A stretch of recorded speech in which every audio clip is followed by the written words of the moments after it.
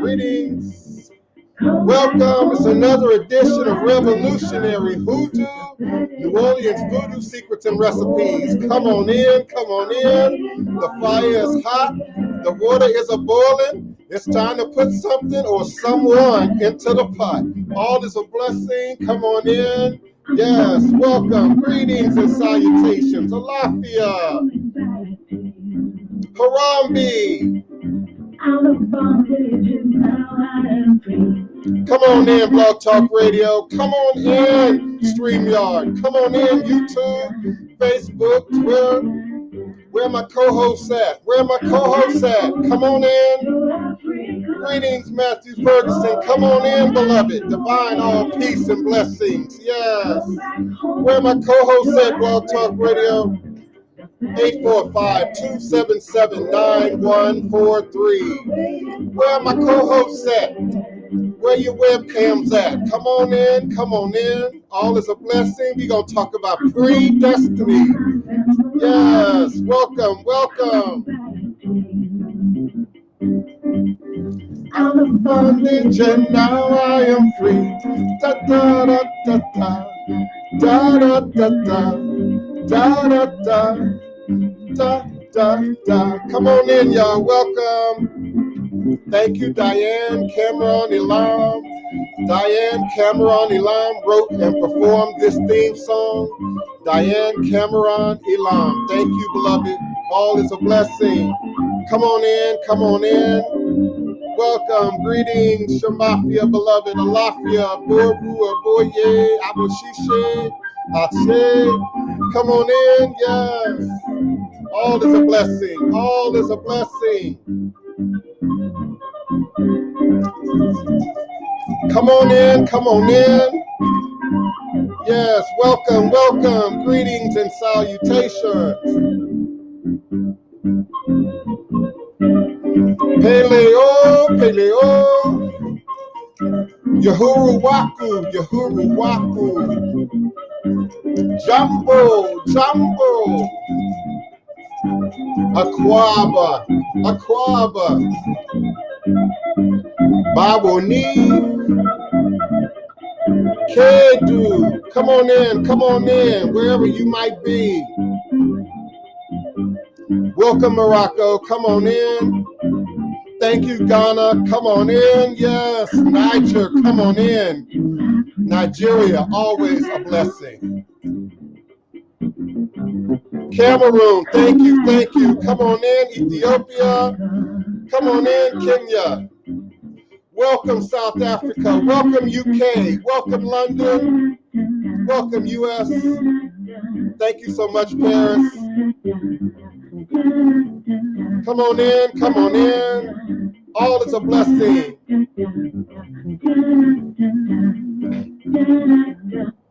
Greetings, greetings, and salutations. It is indeed another powerful edition of Revolutionary Hoodoo, New Orleans Voodoo Secrets and Recipes. Eshu Elekwana Kosi Were, Awo Onlo Uto Ni Iwo, Ara Afanbo Osi, Obatala Mi Ita Ni Ebo, Onilio Aban Eshu. Eshu is the respected elder who flogs, confronts, and uncovers fools. The one versed in mysteries uses truth to own you. He causes scatter to feed poverty. Obatala shakes rascals to have sacrifice. The owner of warnings is the one who is Eshu, Aboru, Aboye, Aboshishe, Ashe. May our Ebo reach a rune. May our Ebo be accepted. May our Ebo allow what we desire to come to pass. And so we all say, Ashe, Asheo, Ashe. Some of y'all say Aibobo, but it's all good. Divine, all blessed, peace and love, joy and prosperity, elevation, revelations, and continued manifestation.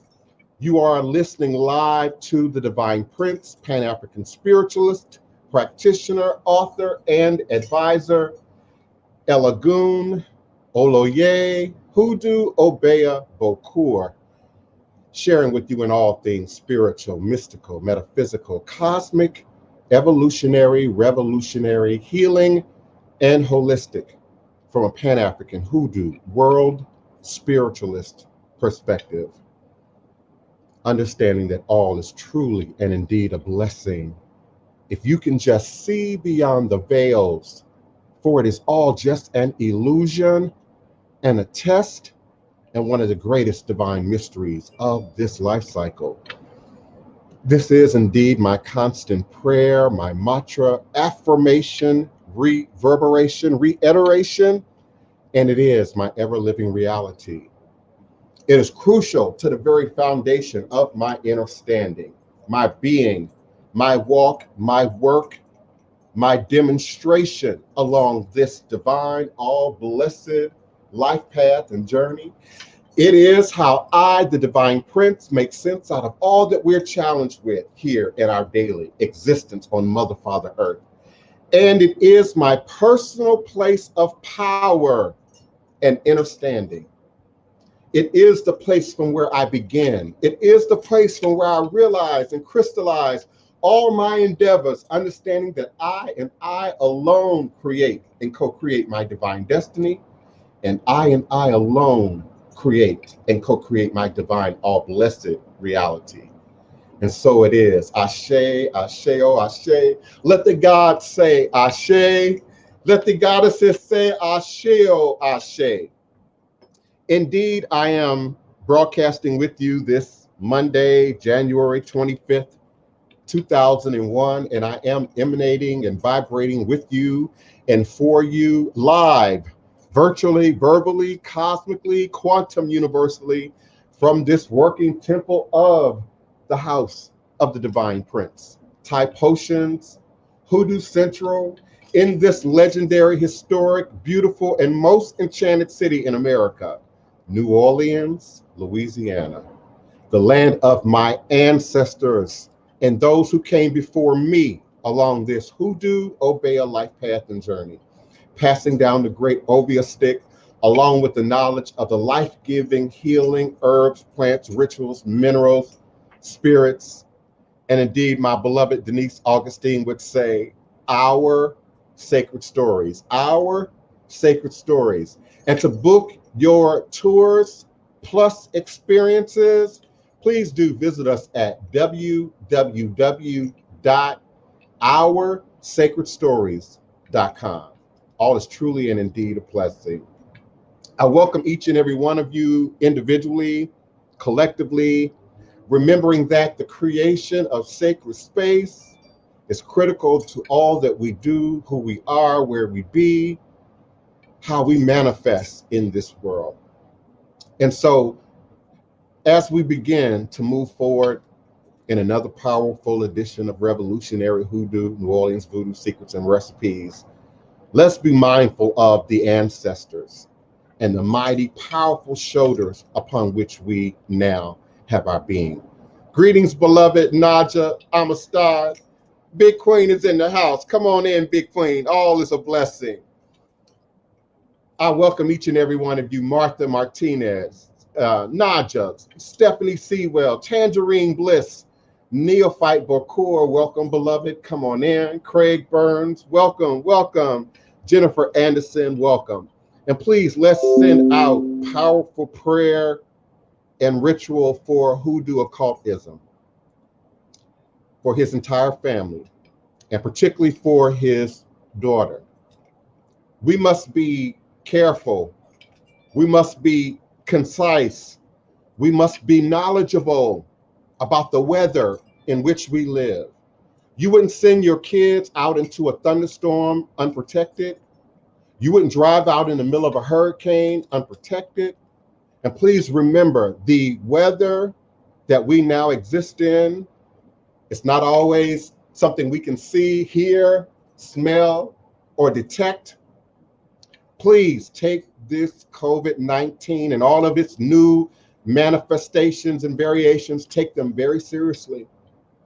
Protect yourself, protect your family, protect your parents and your grandparents, protect those in your family and in your communities that have previous conditions, underlying conditions. but also know that there are definitely healthy young people that are catching this virus and are having very negative consequences to it.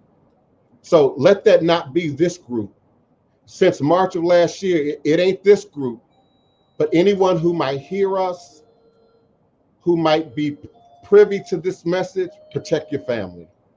Please give me a moment to respond to my doorbell. Someone always finds a way to ring my bell in the middle of the show, right? So give me a second.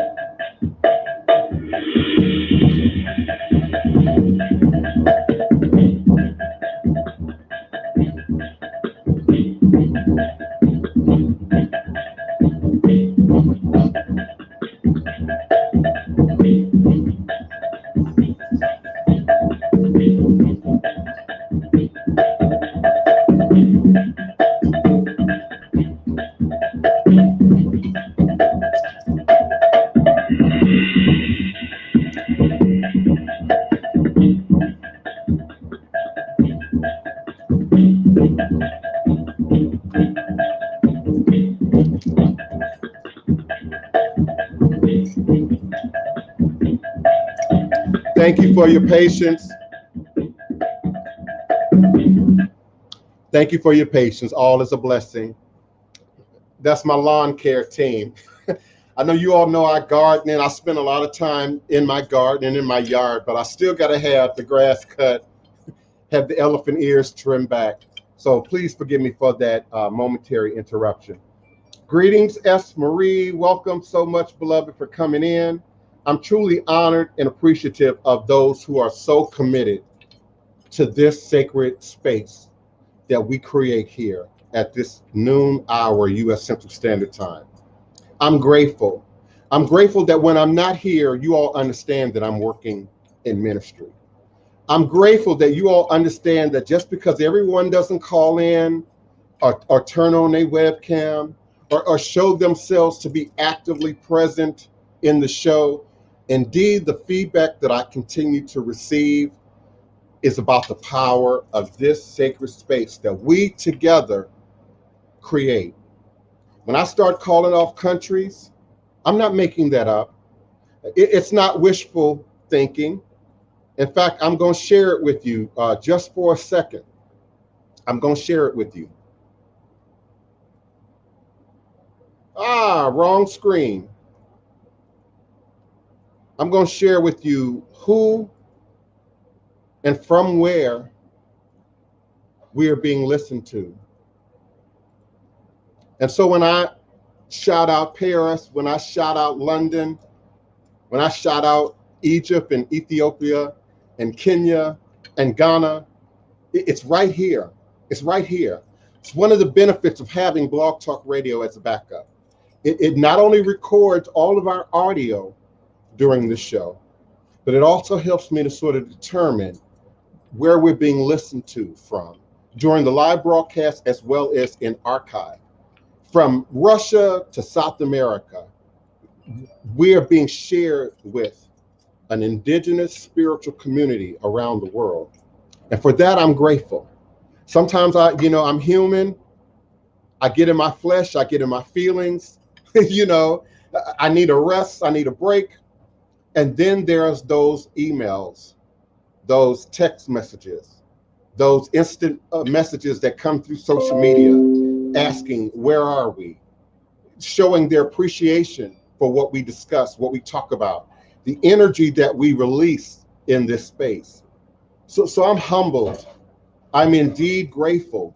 And this will continue on as consistently and as regularly as humanly possible. But understand that my life is more than just this podcast. And I know many of you understand that. Many of you know that ministry is a 24-hour undertaking. Ministry. I'm not talking about fortune telling. I'm not talking about card reading. Ministry is a 24-hour vocation. It's a 24-hour undertaking. It requires you to be open, to be honest, to be willing to address your own light and shadow work in order to heal and address that of others. And for that, I'm indeed grateful. I'm grateful. The number of documentaries that we were able to film in the last year during this pandemic has also been a great blessing. When many in my industry have not been working, when Hollywood South has been sort of quiet temporarily, we continue to move forward. We continue to put the message out.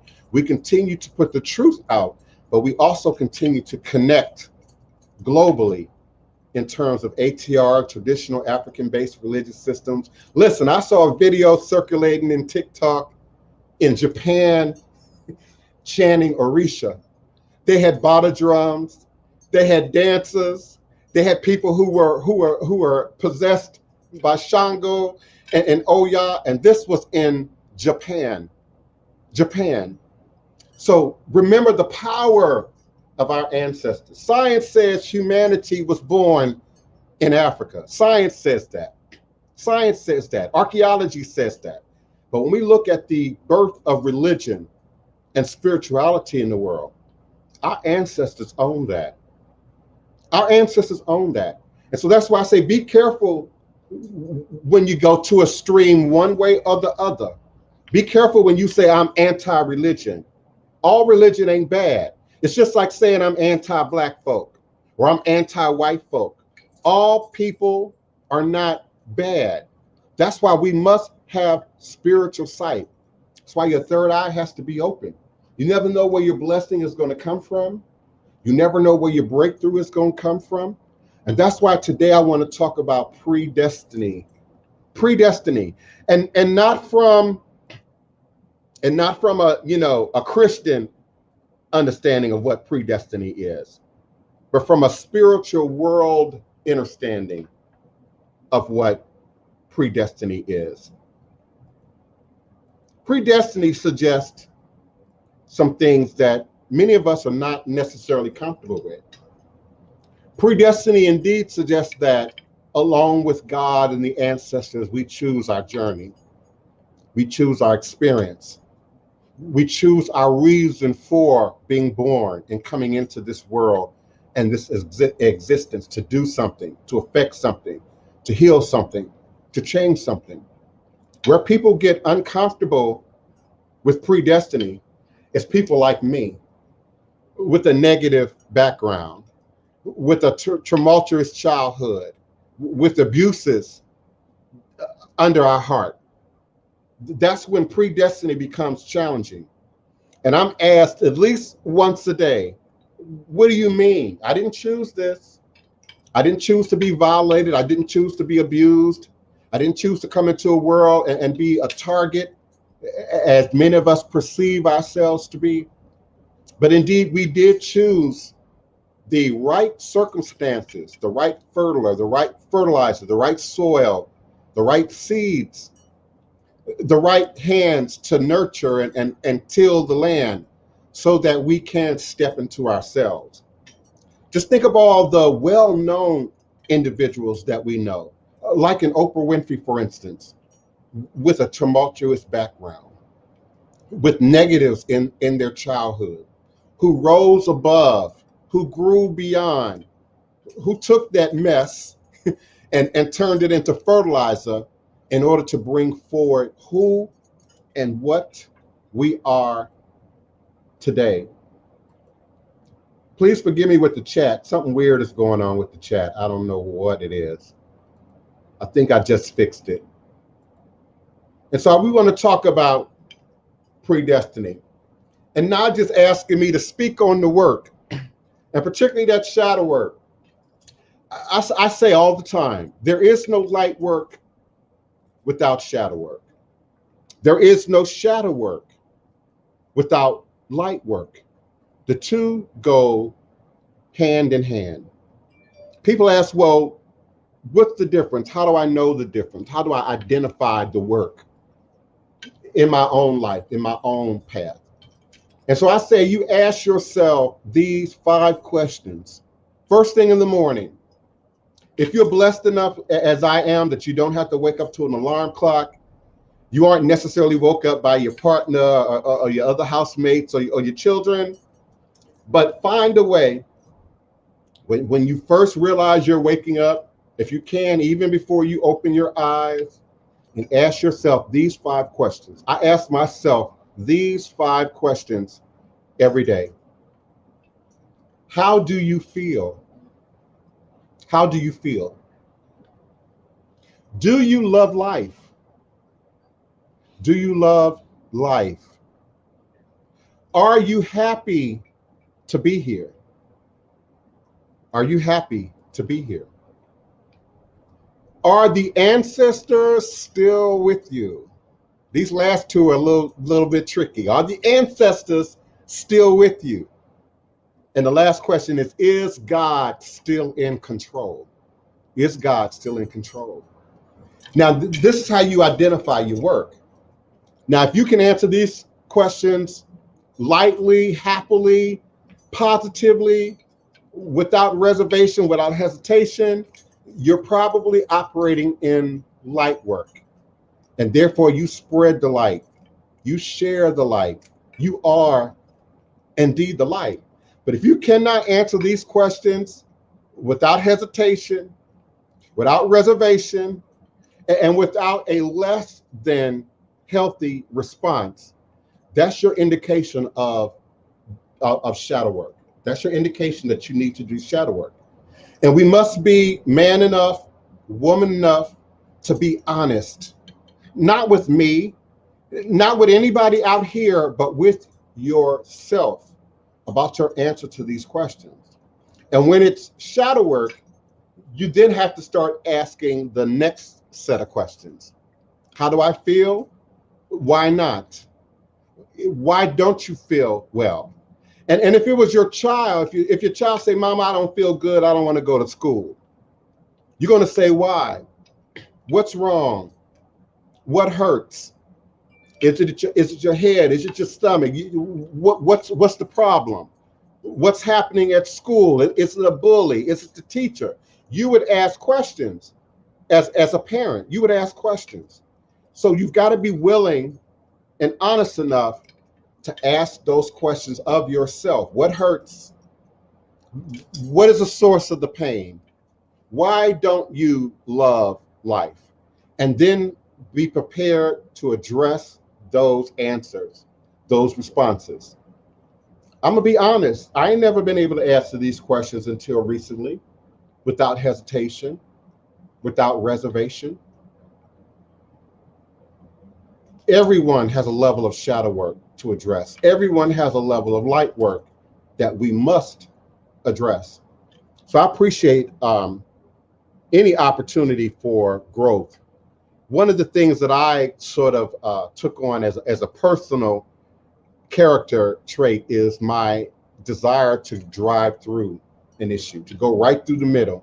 You can't run, you can't hide, you can't go over it, you can't go around it, but indeed we must be able to go through it.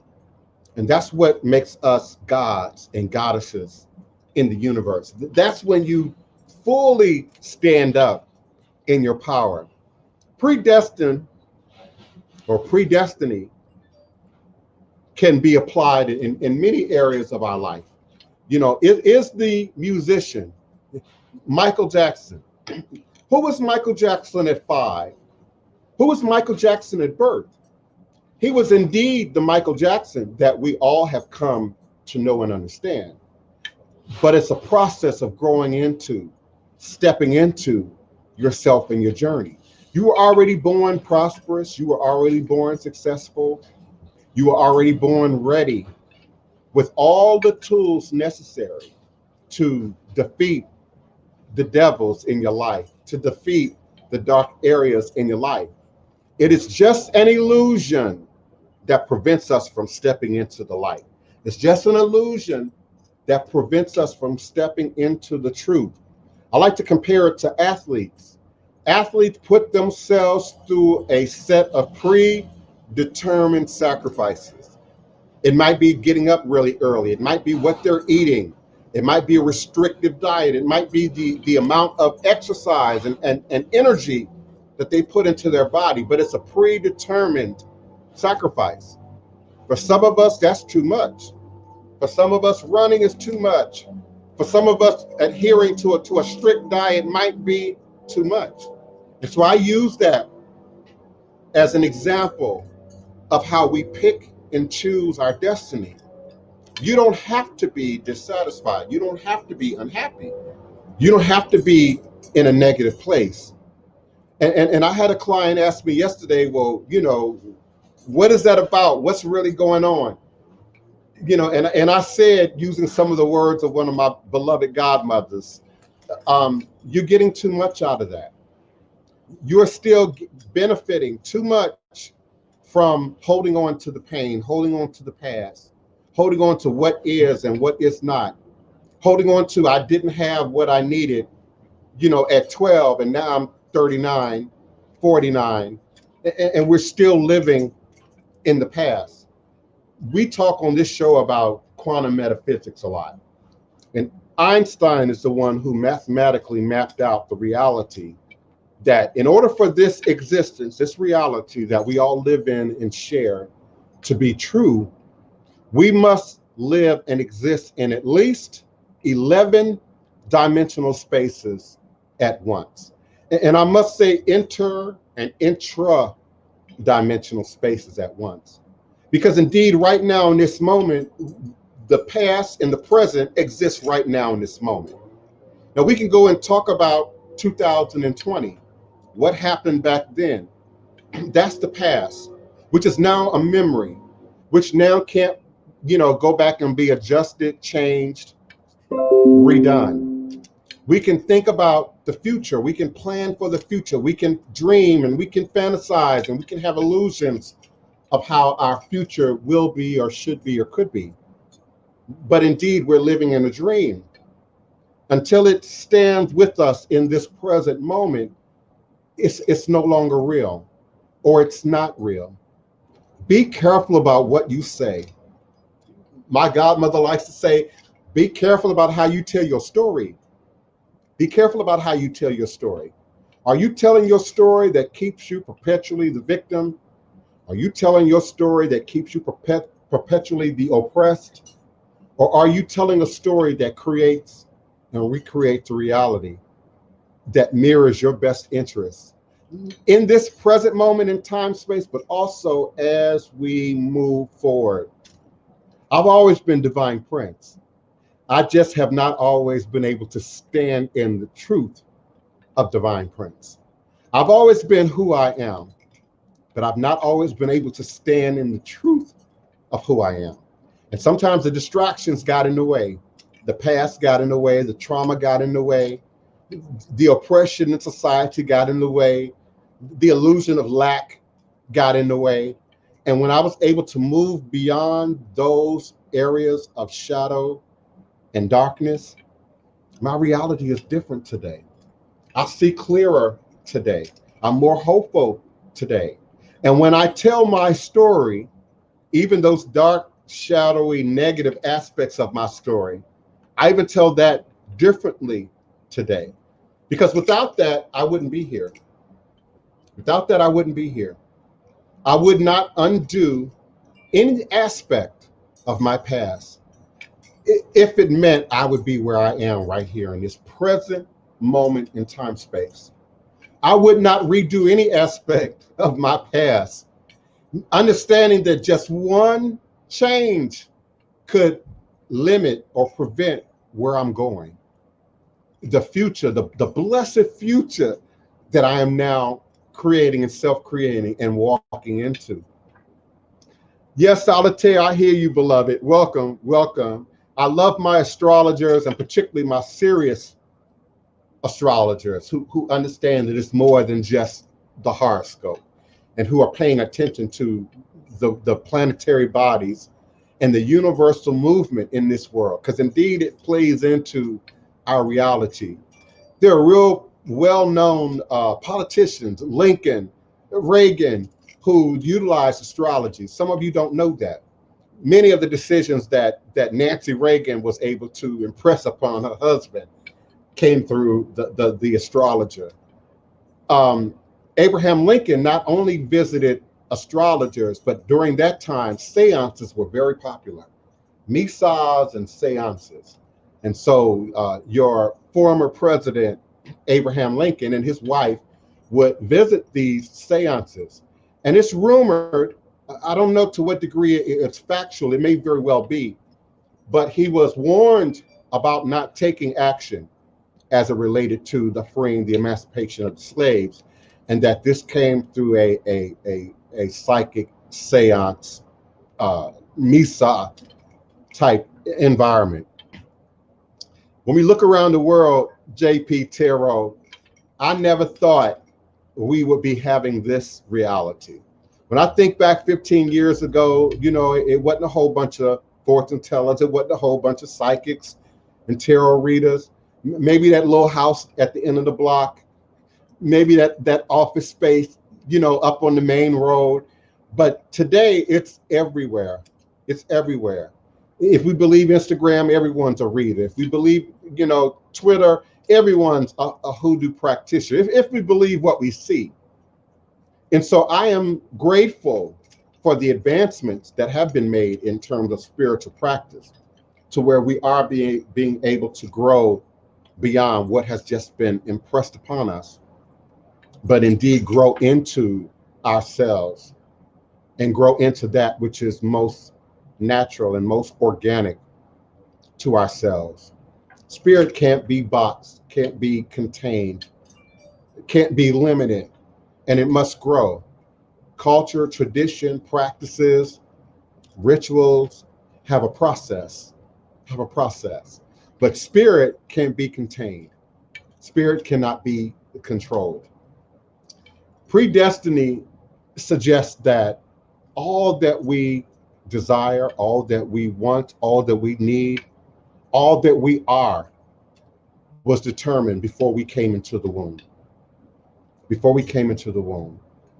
I talk about this pyramid structure with my godchildren, and that bottom left triangle, corner of that triangle representing the earth and the ancestors and our human experience, and that top portion of that triangle representing our head. For indeed, our head is the closest thing to God, the closest thing to the spirit realm, the closest thing to magic exists in your head. And if your head ain't there, there's no Loa, there's no Orisha, there's no power that can step in for you if your head ain't there. If your head doesn't allow it, it cannot be. That bottom right corner, I like to describe as the crossroads. That's where Eshu and Elegua and Legba exist. That's where the crossroads of humanity and spirit, of earth and heaven come together. That's where we take what we know, who we are, what exists within us, to the crossroads and bring forth manifestation that mirrors our best interests, I know there are younger people listening to me right now. You have the opportunity. You have your opportunity to change your experience. You have the opportunity. What you see, what you feel, what you're experiencing right now is temporary, beloved. It's temporary. I know it's real easy when you're 18, 19, 20, 15 to think that you've seen it all, to think that everything that is already right there in front of you, to think that your path is already cut out, but you have no idea. You have no idea, beloved, what may befall you in the positive 5 years from now, where you might be 10 years from now. So keep dreaming, keep recreating, first in the mist, M-I-S-T, in the mist, in that place of preforming, and then bring that into real world existence. One of my clients is a writer, and I won't call her out in chat. But we talk about the power of being a writer, the magic that is a writer. Writers and authors are in themselves magicians, are in themselves magical individuals, for they are able to create and recreate a reality on paper or digitally that affects our own reality. A good writer can take you exactly where they want you to go. A good writer can get you immersed in a story, no matter how fanciful, no matter how imaginative. A good writer can affect your feelings, your emotions, how you feel about yourself.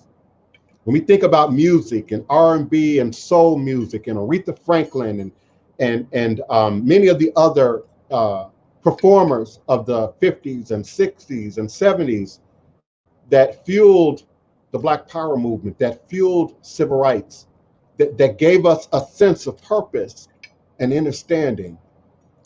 Again, it's the power of the writer.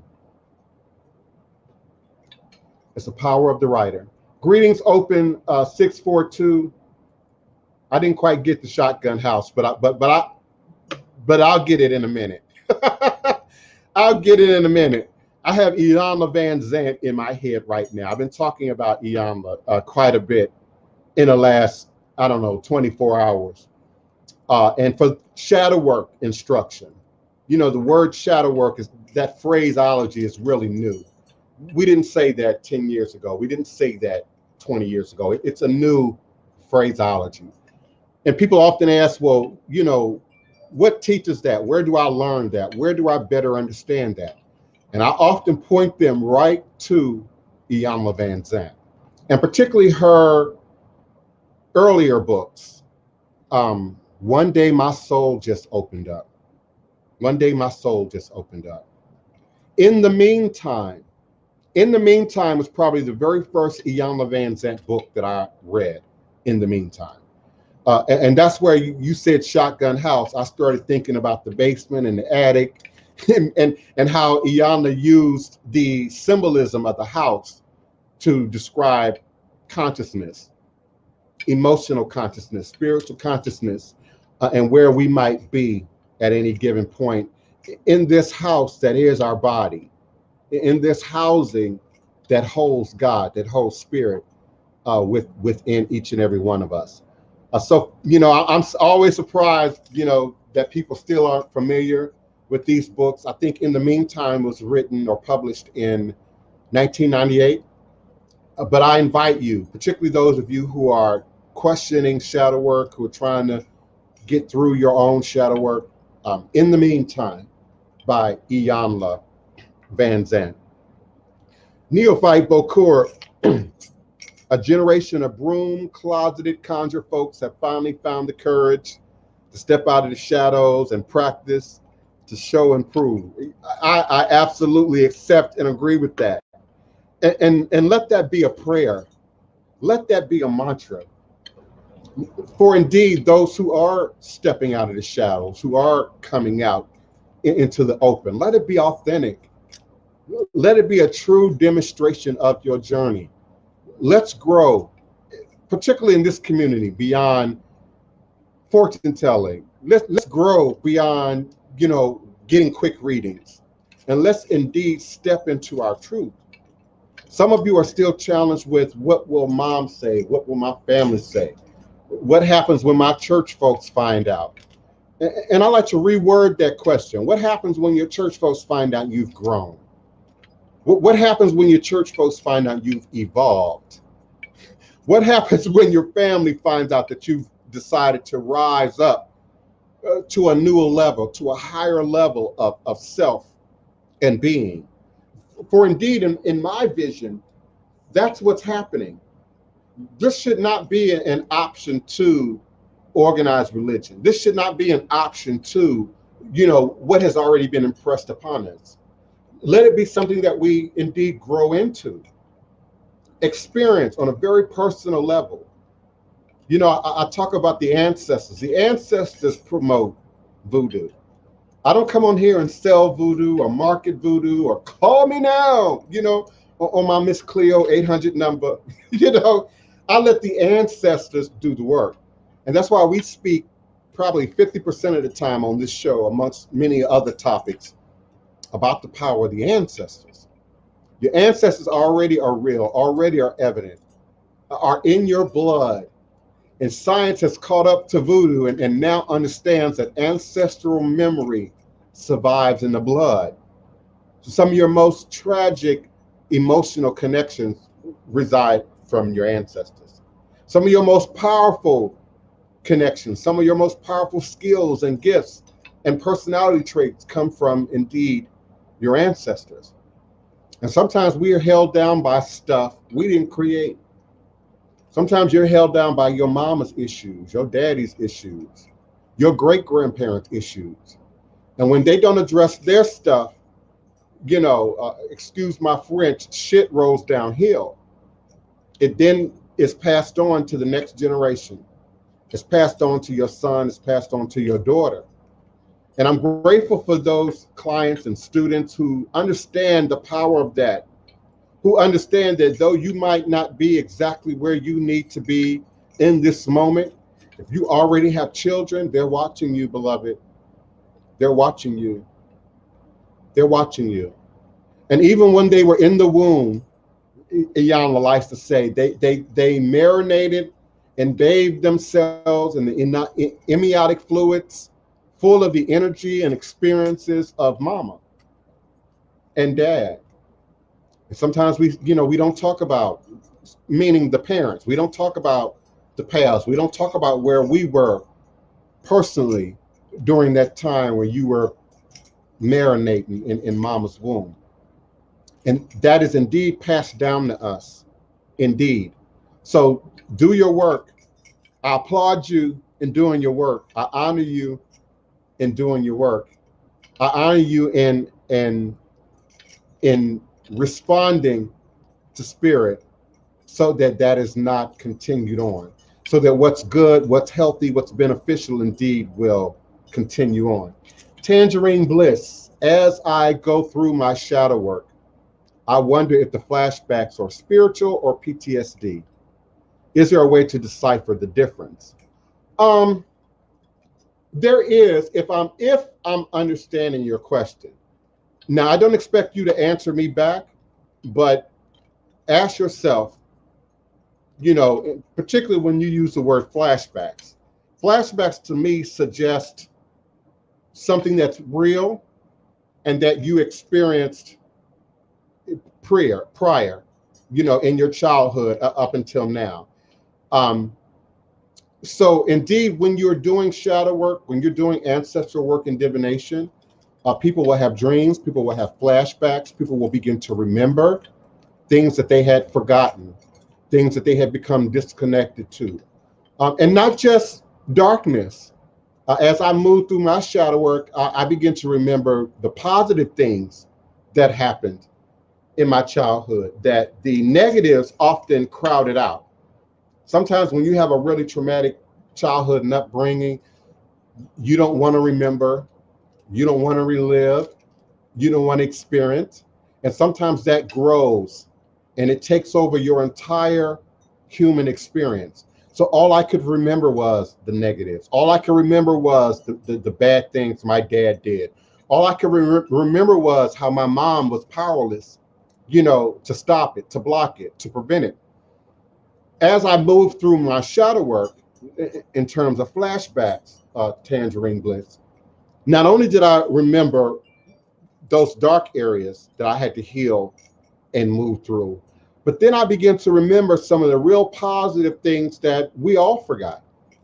I was able to remember things that my mom didn't remember, that my sister couldn't remember.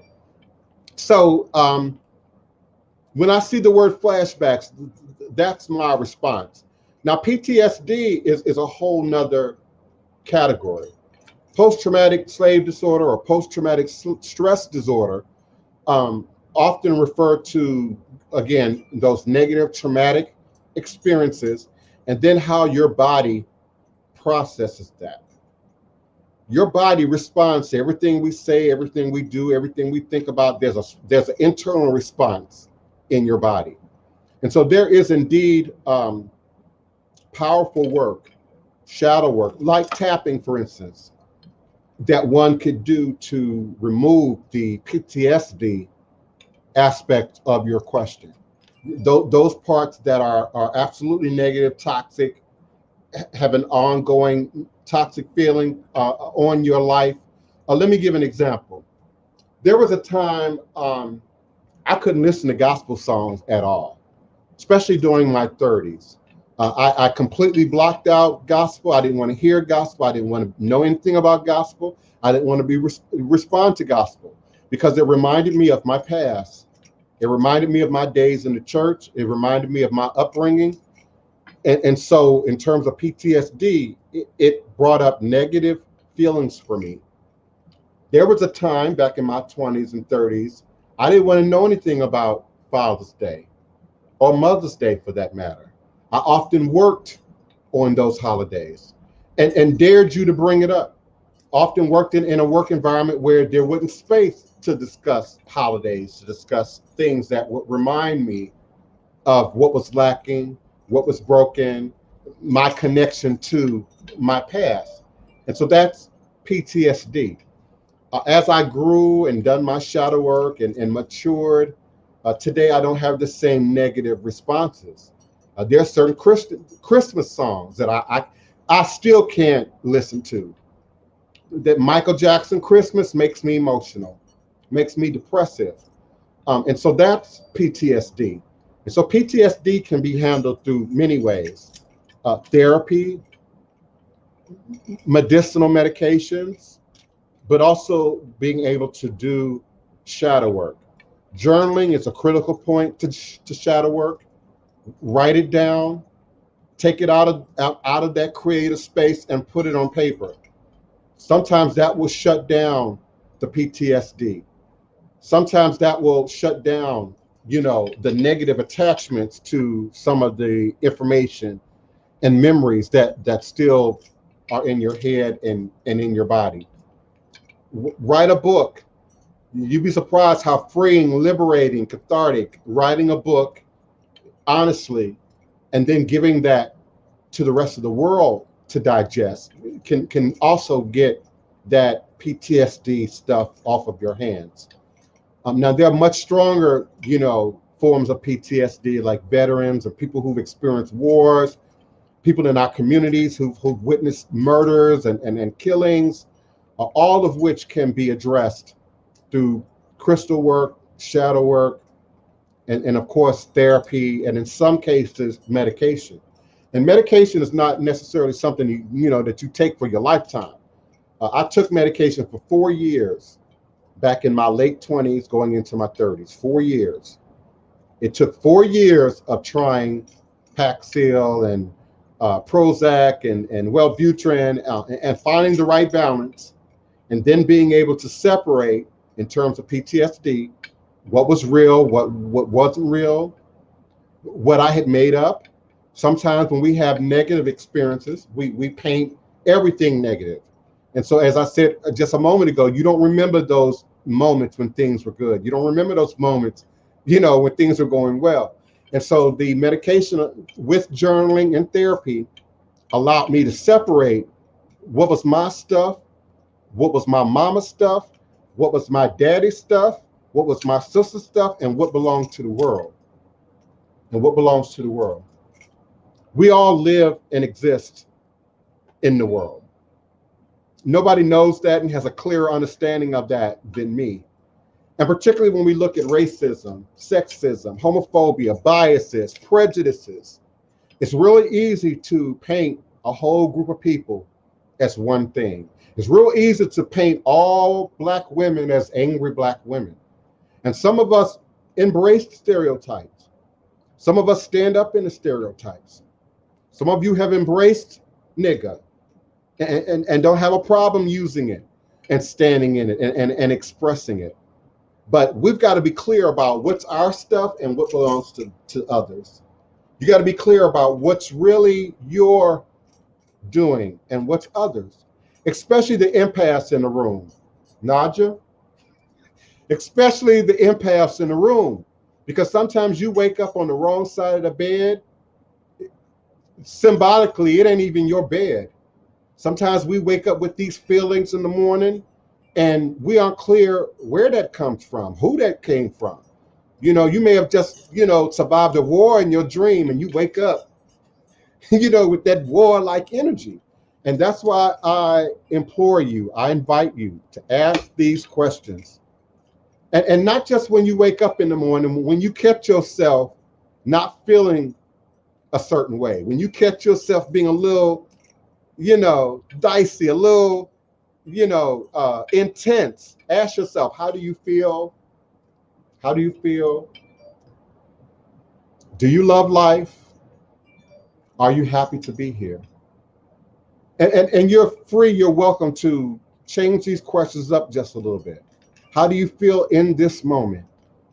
How do you feel in this moment? And then why? Some of you are responding the way you are because your health ain't good. Your health ain't good. Diabetes, high blood pressure, other debilitating health conditions can affect how you get up in the morning, how you feel. And so you might be walking around intense all the time, not because you're in a bad mood, not because somebody didn't tick you off, but because your body ain't right. And those past PTSD, that past PTSD, post-traumatic slave disorder, post-traumatic stress disorder, but those past traumas, those past negatives, if you don't confront them, if you don't do that work, they will set up in your body. And you'll find yourself responding in a certain way. I remember when I realized how anger and bitterness was affecting my life and how that was showing up at the crossroads, and particularly to you who may not know my past, who may not know, what I've been through or what I've survived. And so being able to ask these questions, being able to self-explore honestly, that's being willing to do the work. That's being willing to do the shadow work. I had to come to the understanding that all Black men ain't my dad. All fathers don't act like my dad. All husbands don't manifest and show up like my dad. And therefore, I had to adjust my energy in the crossroads when I meet and experience and communicate with others. And it took a lot of work. It took a lot of work. Even today, sometimes I have to remind myself to smile. Some of y'all say I'm a little intense. And you can feel that energy. And so I have to remind myself to smile. I have to remind myself that all is well today. All is well today. I'm not being abused today. I'm not being put out today. I'm not being ignored or disregarded today. So when those feelings rise to the top, that's that shadow work. What am I feeling? Why? Where did that come from? What is that really about? And this is an important message because some of you may have detected. I'm sort of loosely also referring to civil rights, Black Lives Matter. It's real easy for us to say, listen, we went from being enslaved in this America to being oppressed and abused in Jim Crow in this America, to being targets of the police and the system in this America. And it's real easy to walk around with your hand balled up in a fist. It's real easy to walk around gritting your teeth 24 hours a day. Brothers got to stop mean mugging other brothers in the community. Sisters got to stop looking, sideways at the next sister in the community. And part of that shadow work is being able to empathize. One of the hardest things that I had to do was empathize with my parents. And not necessarily with them directly. I can communicate with my mom pretty easily. I can't communicate with my dad at all. But in terms of in my own work, I had to empathize. And you ask, well, what does that mean? I had to ask, what was their childhood like? What did they go through? What did they experience? What creates a man like that? What makes a woman like that? And if your parent or your family members, or grandparents are still present for you to ask those questions, you're blessed. You're blessed. Now, they might not be ready to hear it or had that conversation, and that's our job to find the words to mature up where we can say, well, Mom, what were you doing in 64, in 65, in 66? What were you doing? And you'll be surprised the responses that you might get, the memories that you might jog loose, from your parents and your family members, and particularly those that you might have some kind of beef with. My grandparents and my great grandparents on my father's side were vicious. That ain't my words. That's my great uncles and great aunties' words. That's my father's siblings' words who grew up under their grandparents. They were violent and vicious. They ran a plantation in Mississippi and had a whole bunch of children to work that plantation. And so their environment wasn't always pleasant, wasn't always nice. And in today's vernacular, we might say they endured some abuses. And when that's not addressed, it trickles down to the next generation. Some people say, oh, well, that's just what it was. And that was just growing up, and now I'm an adult and I'm free from that. Great. If you are indeed free from that. But often we aren't free. We just tuck it away. We lock it in a closet. We push it to the background, Solitaire says, I was luck. My dad was a Mason and a Gemini. I'm not sure exactly what that means. My dad is a Mason. My dad's the 33rd. So I don't necessarily know exactly what that means. I will say, if you will allow me to reword your comment, you were blessed that you had your dad. You were blessed that you had your dad. Being a Mason or not a Mason, being a Gemini or not a Gemini, it's a lot of abuse out there, beloved. It's a lot of abuse out there in the world. And my dad was the 33rd in Masonry. So yes, those tangerine bliss, those memories, those childhood and adult traumas, they're definitely attached to your shadow work. That which happens to us personally and directly, but then also that which happens to us, at the communal level.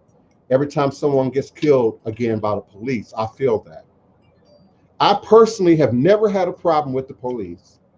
I don't have no kind of record. The only negative context I had with the police was jaywalking tickets in Hollywood back in the day. And then I had one racial incident in Denver, Colorado back in the early 90s, where they basically arrested me and treated me really bad for carrying a Rasta stick. They said the Rasta stick was a weapon. It was carved like a pharaoh. It had a quartz crystal, for the chin part. They said it was a weapon. And I refused to give it up. And so I was arrested and went to court and was on the news. And it was a really big deal. The LGBT community came out and supported me. It was a really big deal. But beyond that, I don't have no problems with the police. I don't get nervous when I see the police. I can walk past the police and I don't feel anything. Now, some would say, that's how you look. I think that's a prejudice that's real powerful in this country. I'm often not looked at as a Black man. I'm often identified as a foreigner, no matter how clear my English. The average person that don't know me or anything about me, see me on the street looking like this, says, you are African, you are Jamaican, you are Muslim, you are Rasta. And so there's a double standard there that I've benefited from. So I haven't had that big of a problem with the police. I remember back in my past life when I was working and filling out job applications, try writing Ras, Tai, Chicas, Neferkari, and Mecca on an application. There were often not even enough spaces to get my name. But once upon a time, my first name didn't fit on my Social Security card. They've changed that over the years, but once upon a time, my name didn't even fit my Social Security card. So even in terms of hiring, Yes, I'm articulate. Yes, I had a great educated mother. Yes, I have, you know, some skills, you know, from the administrative perspective. But often the first thing they see is your name and what you look like. Your name and what you look like. He don't look like the other ones. And that got me through doors. That got me through doors. And I never felt good about it because I knew and understood reverse racism when I saw it. See, some people say reverse racism is when black folks. No, I'm talking about where they use their own racism, thinking that they're, you know, doing you a favor, when it's really rooted in racism. We in our community talk about why is it the Nigerian, who by the way, Nigerians hold some of the highest degrees in America. But beyond that, why is it the Nigerian, the Honduran, you know, the Guatemalan, we think they can come here and get any job, can walk through any doors. And again, that's that danger of stereotyping and lumping everything together. That's not always the truth, but we assume it to be. We assume it to be. And so this look and this ethnicity and this difference absolutely made me friends over the years, but it also made enemies, and particularly in my own community. People who had a problem with my name wanted to know religiously, what did my name mean? Wanted to know religiously, well, what did my demonstration represent? So it's always a two-edged sword, it's always a two-edged sword. And it's real easy to only focus on the darkness. It's real easy to only focus on what ain't happening, what ain't working, what's not right, rather than to take that energy, take that scenario, take that mess and turn it into fertilizer for your best interest and those of yourself, your family, and your community. I got you, the Goddess Initiative. Neophyte Bokur is definitely strengthening his work for the sake of his daughter. She shows signs of greatness in these practices, and he's excited. But Mama, not so much. Yeah, and listen, I support Mama, because Mama may understand that, you know, a lot comes with this. A lot comes with this. I'm grateful that, you know, we've been sort of popularized. American Horror Story and, you know, various movies and fictional depictions and books and whatnot. We've been popularized. But this is ministry. Ministry ain't no joke. Ministry ain't no joke. And when people find out that your daughter, like me and like others in this room, are able to connect with spirit in an authentic way, they will begin to pull on her energy. So you teach her how to keep herself protected, how to continue to rebuild her energy. Let her know that you must take time out for yourself. You can't do for everybody all the time, 24 hours a day, 7 days a week. You can't. There indeed is a lot that comes with this. Let me catch up with my chat, y'all. Give me a moment. Tangerine Bliss, they can't do that. You can't be. Tangerine Bliss says a family member threatened to sue her if she wrote a book about her life, along with other family members that are very threatened by the writing of the book. They can't sue you for telling your story. They can't sue you for telling your story. And I suggest that you talk to an attorney about that. You know, a author-based attorney, someone who understands copyrights and publishing and etc. Now, you may not necessarily be able to, you know, print their whole legal name in the book. But if I wrote a book and I said my dad, y'all know who my dad is. If I wrote a book and said my mom, y'all know who my mother is. So you can't, no, you can't be threatened for writing a book. Okay, Valerie Lovely watched her mother murdered by the boyfriend, and that gave her PTSD. And she lost her memory and only remembers the bad. And I'm with you, Valerie. I absolutely am. That's that PTSD, post-traumatic slave disorder, and then it sets up in your body. and you probably can see it, feel it, smell it, taste it. And there's a technique, I don't know the author or originator, I just know that it's a technique that Iyanla Van Zandt has introduced sometimes on her show. And it's called tapping. And it's something that I use now in my ministry. And talking through certain problems, certain conditions, certain experiences with a qualified mentor, therapist, practitioner, and getting that out of your body, removing the attachments to it out of your system.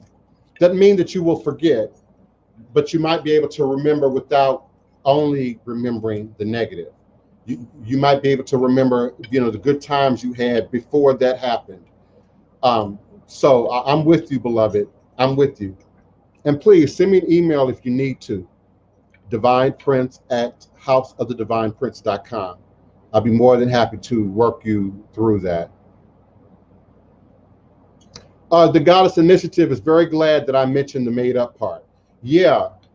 And it's not that, you're a liar, but your brain does that, fills in the blanks, And so when you only remember the negative, you begin to rewrite your story in the negative, even in some areas where maybe you're adding stuff. Even today, I have to be careful about, haters. No one's ever called me and said that they were a hater. No one's ever sent me an email and said they were out to stop me, block me, and get me. But I see that in social media a lot. Well, what determines if they're a hater? And sometimes we create that. Oh, well, they just hating because they didn't like my post. Or they just hating because my post didn't go viral. That's what I mean when I say making up, Goddess. Now you're making up stuff. When you say all Black women are out to get me, I know a Black woman who says that. All Black women are out to get her. That's made up, beloved. You don't know all Black women. That's made up. That's made up. And so, yeah, we have to be willing to be honest when we're doing shadow work, honest with ourselves. Be willing to, where did you hear that? Who said that exactly? Where can you really, you have to be willing to do that honest work as part of that shadow work. Tangerine Bliss is determined to do it anyway because she believes it would be therapeutic for her and others. Absolutely. Absolutely. We are still living through our ancestors' shadow work. Imagine being in bounds, in chain, enslaved, dominated, oppressed. We are still living through our ancestors' PTSD, our ancestors' unhappiness, our ancestors' memories. And for some of us, we haven't had, listen, I'm just telling the truth. I haven't had that negative encounter with the police personally, but I'm willing to validate that of my brothers and sisters who have. I've never broken a bone. I've never been in a really, violent altercation, And so we got to be clear. We got to be clear about what our reality is. And just because I haven't doesn't mean I can't empathize with my community. Doesn't mean I can't empathize with those who have. Doesn't mean I can't empathize with the brothers and sisters locked up now in the pen, on fraudulent charges. Doesn't mean I can't empathize. But we've got to be truthful about our own experience in this. That has not been my experience. And so I can't darken all of me. I can't taint all of me because of that. I watch some of you in social media. I see you in Twitter. I see you in Instagram. Some of y'all post negative 24 hours a day. It's either negative, it's either shade, it's either haterade, it's downplaying. I watch the same group who downplayed the last president, now downplaying the next president. I watch the same group who said, you can't trust these people. Now you can't trust the next people. No, you just can't trust, period. No, you're just angry, period. No, you're just upset, period. And the minute you're willing to honestly accept that, okay, I'm just angry. I'm just pissed off. Well, I feel something old. Then you're doing shadow work. And then you can begin to separate what's truth and what's fiction about your reality. If your light's on and your rent is paid and you're feeding your children, you know, we got to be real careful, you know, about how we look at ourselves and tell our story and repeat a story that keeps us in the position of being oppressed. And particularly when we think on a global scale.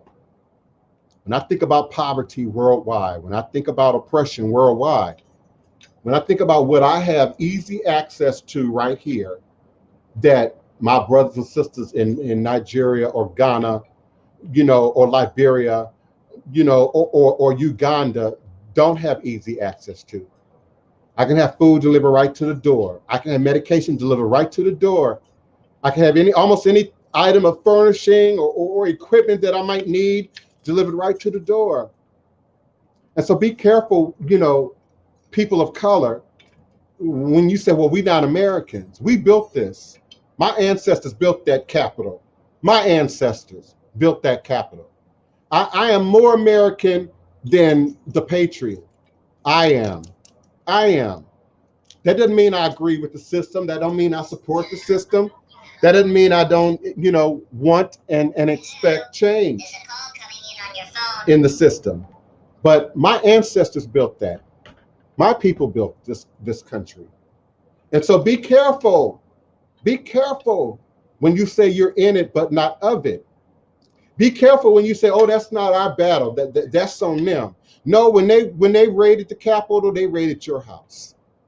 They raided your house. Black man, black woman, Latin man, Latin woman, they raided your house. Asian man, Asian woman, they raided your house. And so just because it happened in DC and not on your doorstep don't mean it didn't affect you. The next time it might be on your doorstep. The next time it might be at your house. We got to be careful about overgeneralizing. We got to be careful about denying knowledge of self. Thank you, Open 642. We got to be careful about how we tell our story. And yes, Jennifer Aniston, we got to be careful about what we eat, what our diet is. Because if you're eating BS, you can't expect to manifest much more than BS. If you're eating and consuming the dead carcasses of cows and chickens and the pus and mucus of animals, you know, synthesize this, artificial that, you know, fast food, the other, prepackaged, whatever, you're only feeding yourself death. And some of you think, well, that just affects my body. No, it affects your mind. It affects your emotions. It affects your ability to handle stress. It affects your ability to handle fear.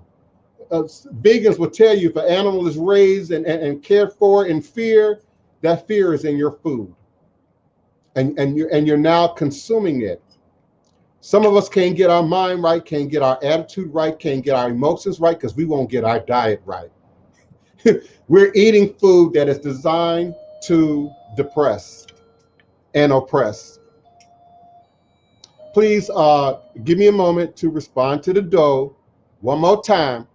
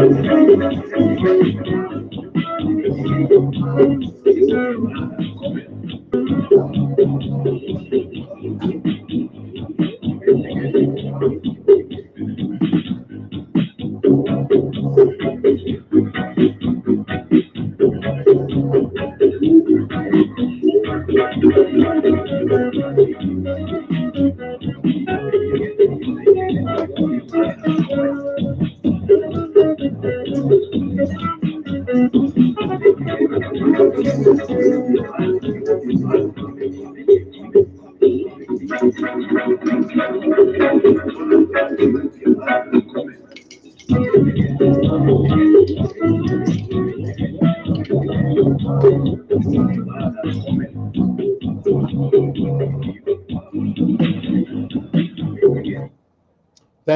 you for your patience. All is a blessing. Tangerine bliss. Once I get through the depressive moments, from the bad memories, I see a new aspect of the situation and transmute the energy. I notice that I do feel much better afterwards. And that's, that's everything I've been talking about in 2 sentences. That's it right there. Also,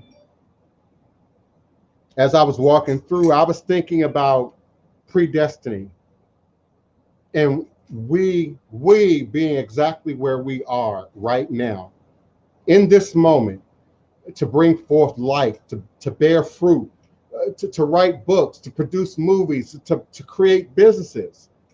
And without, some of y'all not gonna like this, without the journey of your grandparents, your great-grandparents, those who came before, we would not be here. We would not be here.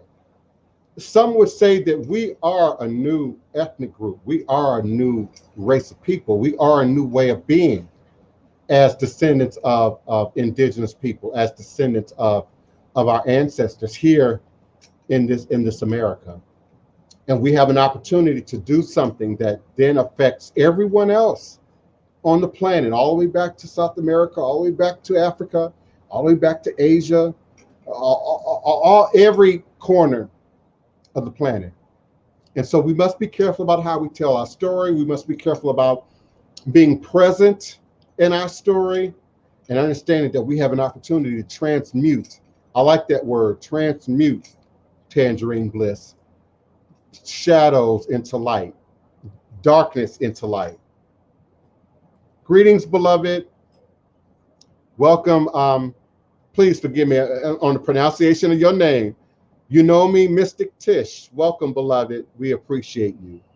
And it's all energy. Open 64 says it's all energy.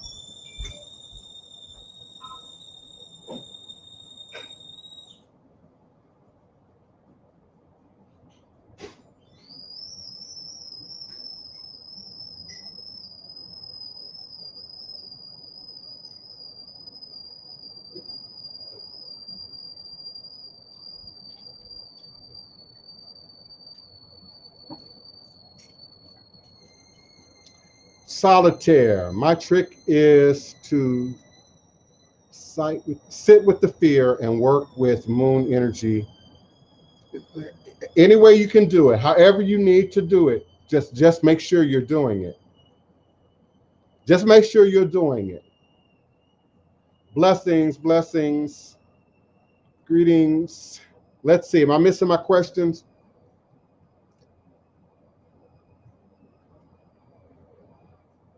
Yeah, none of our stories begin with slavery. Even the enslaved of that generation, their story didn't begin with slavery, and it didn't end with slavery.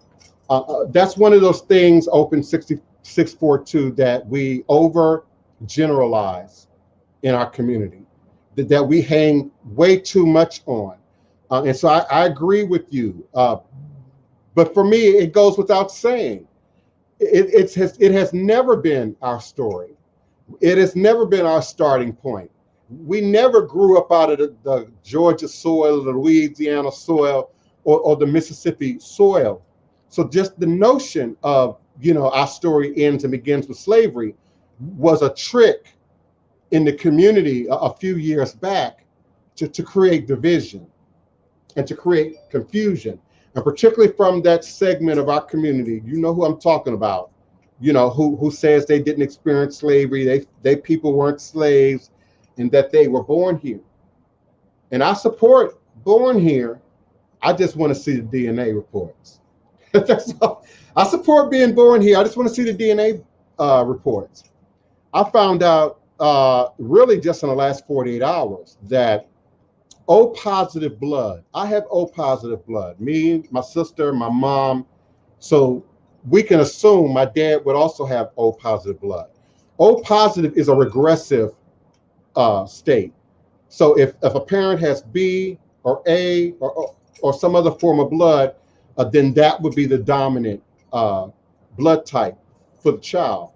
So O positive runs in my family. And I did a little research and I found out that O positive blood primarily come from Central and South America, primarily. So it suggests open 642, it proves the Middle Passage, that my people didn't just come straight from Africa to the Americas, but passed through Brazil, Honduras, Cuba, Colombia, South America, and made their way to the US. O positive is not a common African-based blood type. And it doesn't negate the African ancestry. It just means that the Africans married into, had children into those who were here, the indigenous people in the New World, and therefore I received O positive blood. So that, our story doesn't begin with slavery. It never has. It never has. And it's just a mental thing that we hold on to justify holding on to pain, to justify holding on to the abuse, to justify holding on to the past. The infinite ones, greeting, beloved. I'm glad to know you writing your story. Yes, write that story. Don't let your family stop you from writing those stories, y'all. That's not even legal. That's not even legal. Your people can't stop you from writing that book and telling the truth about your story. So write those books, y'all. The Goddess Initiative, tapping helps to keep you present as well, because mindfulness is a huge part in dealing with PTSD. That's right. That's right. So as you're tapping and telling your story, you're reminding yourself that you're here, that you're alive, that you're present in this moment, and not to live and exist in the past or the future.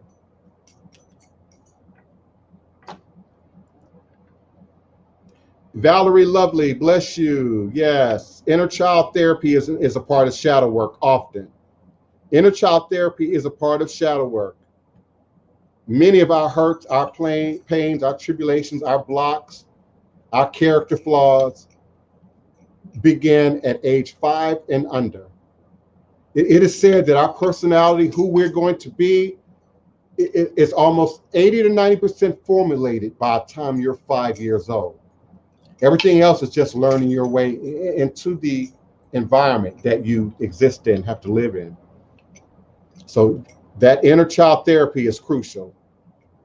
It's the root of your unhappiness. It's the root of your happiness. It's the root of what brings you joy. I had to be reminded that music brought me joy. I started playing the piano, my mom would tell you, at 2, 3, 4 years old, by ear. And then I'm out on the street at 14, 15. And for decades, I didn't own a piano.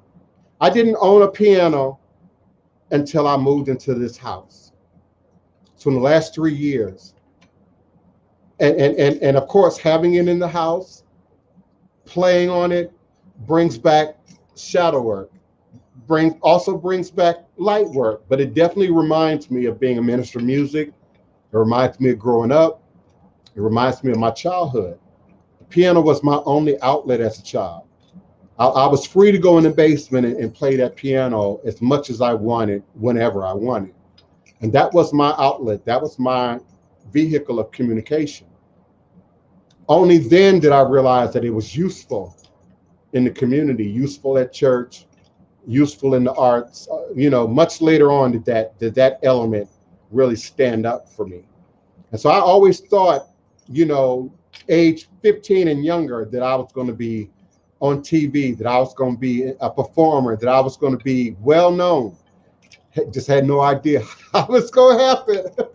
So when I had the opportunity, to go to Duke Ellington, in Washington, D.C., and my dad blocked it, I thought that was the end of my dream.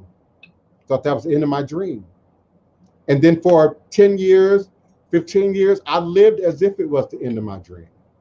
From place to place, from pillar to post, trying to find myself in the world.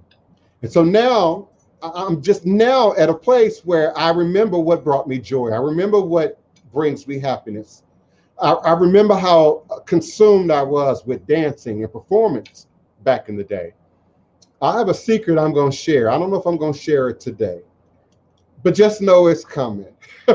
I've made some inroads in the community, branched out in the community in a whole new way to make sure that ATR, spirituality and tradition, reaches every segment of our community, every segment of our society. So I'm gonna reveal my secret soon enough. Soon enough. The Goddess Initiative says that her mother made up entire versions of her life. She has taught her sisters a version of their dad that doesn't even exist. Yeah, we're familiar with that, aren't we? We're familiar with that. When the mother translates her own feelings, her own stories onto the children, and it does not necessarily match the truth. And in some cases, it does match the truth, but it's not necessary information for you to have. It's a disservice for our mothers, our fathers, to put their relationship, personal relationships, then onto the children. Because we learn how to love, we learn how to have relationships by way of our guardians, by way of our parents. I'm grateful, Goddess, that you are aware of that. I'm grateful that you acknowledge that. And that means you can fix it. You can repair it. You can change that. My mom presented an illusion of my dad that wasn't true.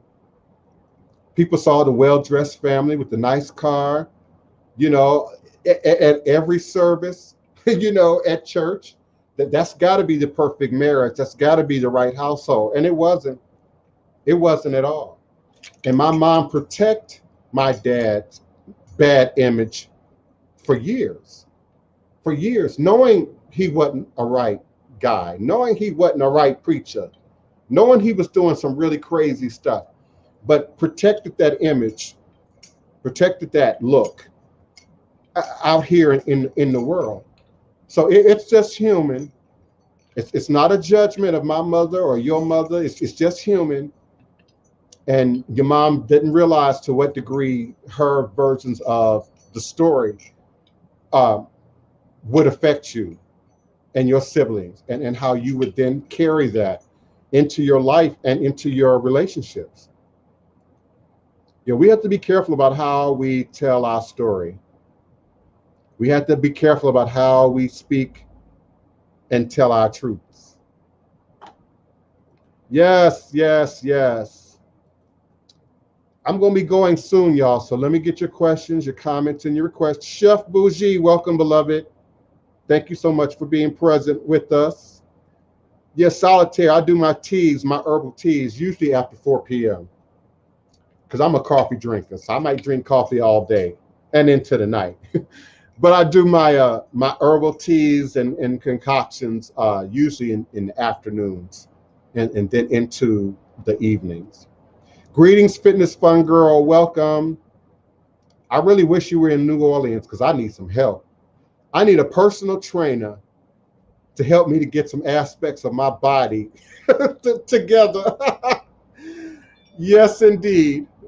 Yes, we have to literally speak the truth of it, as our narrative has been so severely distorted. Open 642. Absolutely. And he said before that, we got to start with the ancestors. We got to first start by speaking the truth of our ancestors, who and what they were and their condition. And then speak the truth about how that translated, how that passed down, all the way down to who we are today. Greetings, Arisha, Eva Arisha, Mojuba Arisha. Welcome, beloved. I got your photos. Fabulous. Fabulous. Yes. All is a blessing. Come on, I think I've gotten to the end of my chat. If you have questions, comments, or requests, the phone lines are open at 845-277-9143, or you can follow the link scrolling at the bottom of the screen. And you can also jump in and join us here live on cam. Just got a food delivery that really needs to be put up and put in the freezer. I'm waiting until the end of the broadcast to do that. Do I have questions, comments, requests? If not, I'm going to move it forward, understanding that all is truly and indeed a blessing. If you can just see beyond the veils, it's all just an illusion and a test, and one of the greatest divine mysteries of this life.